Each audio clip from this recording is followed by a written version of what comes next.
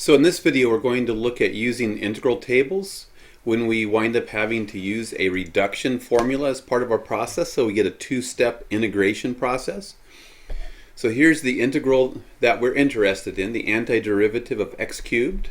So we want the antiderivative of x cubed times the cosine of x dx, and this is going to equal something. And what we want to recognize is that we have a product of a monomial. X cubed is a monomial, and a cosine function, or a trigonometric function. So in the table of integrals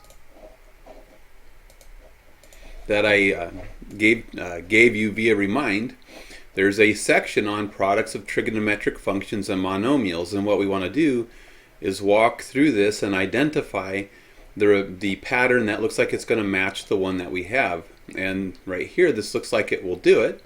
We have an x to the n times cosine of x pattern, where n is equal to 3 because we have x cubed times cosine x. So you can see in the slide that follows, I've copied and pasted that pattern from the table, comprehensive table of integrals, into the PowerPoint slide so we can look at it. So we have the integral of x cubed times cosine x dx. So here we have integral of x to the n cosine x dx. So this matches what we have with n equal to 3. So we go ahead and say this pattern works with n equal to 3. So we're going to follow the pattern. So we're going to get x to the n. So we get x to the n, but n is 3, times the sine of x. And then we get minus the integral of x times the antiderivative of x to the n minus 1. So that's going to be x to the 3 minus 1 is 2. So we get an x squared term times the sine of x dx. And this particular identity right here, this particular identity is a reduction formula or reduction identity, because it takes the integral that we're starting with and it resolves it into a form that still contains an integral that needs to be resolved. The integral that needs to be resolved is a little bit simpler than the one that we started with. So I think reduction formula or reduction identity is a good way to do this. So I would look this up in the table of integrals again. I would say, look, I still have a monomial times a trigonometric function, the sine function, and I would go and look back in that table of integrals and say, is there a pattern that matches this? And I did that, and I already have copied and pasted that pattern in. Here I have the antiderivative of x squared sine x dx, which is exactly what I have here. And that was identity number 110 in the comprehensive table of integrals.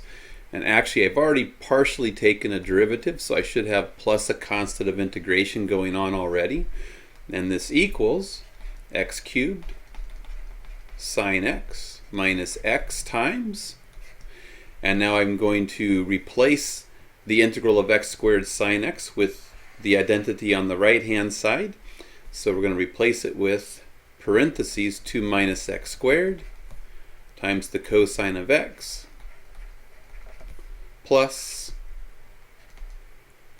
twice x times the sine of x, parentheses, still plus that constant of integration.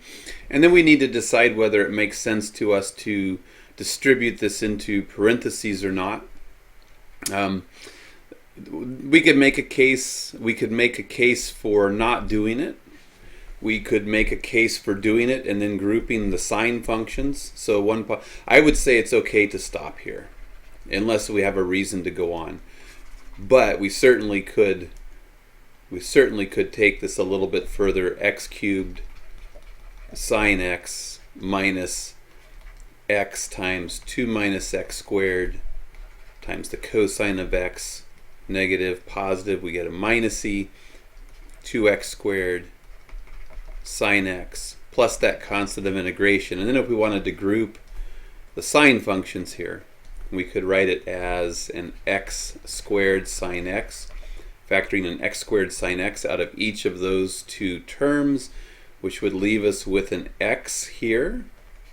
X squared times x is our x cubed, minus, and here we factored out the full x squared sine x, so it'd be minus a 2.